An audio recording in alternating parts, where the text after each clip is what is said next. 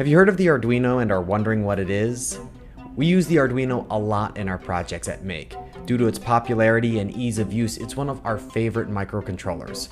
In fact, we dedicated an entire issue to it. But if you're not even sure what a microcontroller is, this video has you covered.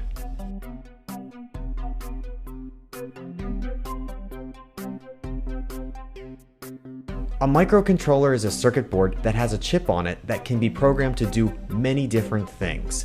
You can read information from sensors. For instance, if you want the board to read how bright it is in a room, you can use this photoresistor, which is sensitive to light. Or you could detect when someone walks into a room with this motion sensor. Even this GPS receiver is a sensor. It tells your project where on the globe it is. Now, that's just a small sample of the different kinds of input that sensors provide, but what can you do with that data? Using output, you can control devices or display and store data. For instance, you can have your Arduino simply blink an LED like this. For something a bit more useful, you can hook it up to this product called the power switch tail. It lets you control the power to your AC devices, like your lamps and appliances. This LCD readout will let your Arduino display text information, and you can also have sensor values go right into your computer for storing or processing. We're just scratching the surface of the different inputs and outputs that we can use with the Arduino. There's just way too much out there to cover in a single video.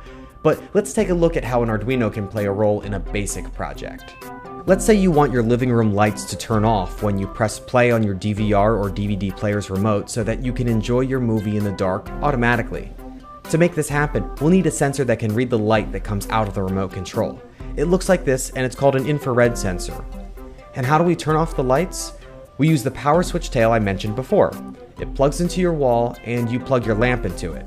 This wire is what we'll use to control the power switch inside. So how do these work together? Well, that's where the Arduino comes in. We'll hook both of them up to the Arduino pins and write some code to upload to the board using free software.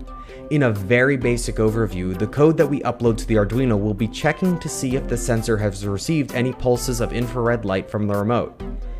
If the pattern of flashes matches the pattern of flashes we know to be for play, the Arduino will send the signal to the power switch tail to cut the power to the lamps.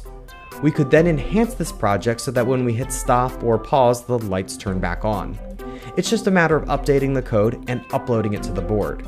You can reprogram these boards over and over again. There's so much you can do with the Arduino, it's kind of incredible. I used infrared for my Enough Already project, which listened to the closed captioning track from the TV and would mute the TV whenever someone was mentioned that I didn't want to hear about.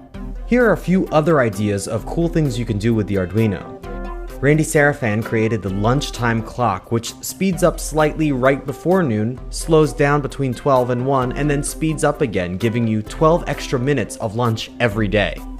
Steve Hofer's Secret Knock gumball machine was featured in Make Volume 25. It's a lot like a regular gumball machine, except that instead of a quarter, you need to know the secret knock to get a gumball out. The Arduino also lets you take your projects online. Even your cat can start tweeting with the Kitty Tweety project from Mark DeVink. When your cat plays with a little toy, the device tweets. The project can be found in Make Volume 22. And who doesn't love a robot? Arduino can help you make your own. It acts like the brains of your bot. But what if you want to use your brain to control the bot? Check out this mind-controlled Arduino robot from Tero and Kimmo Karvinen. It can be found in our book, Arduino Bots and Gadgets. So that's just a small sample of what you can do with an Arduino.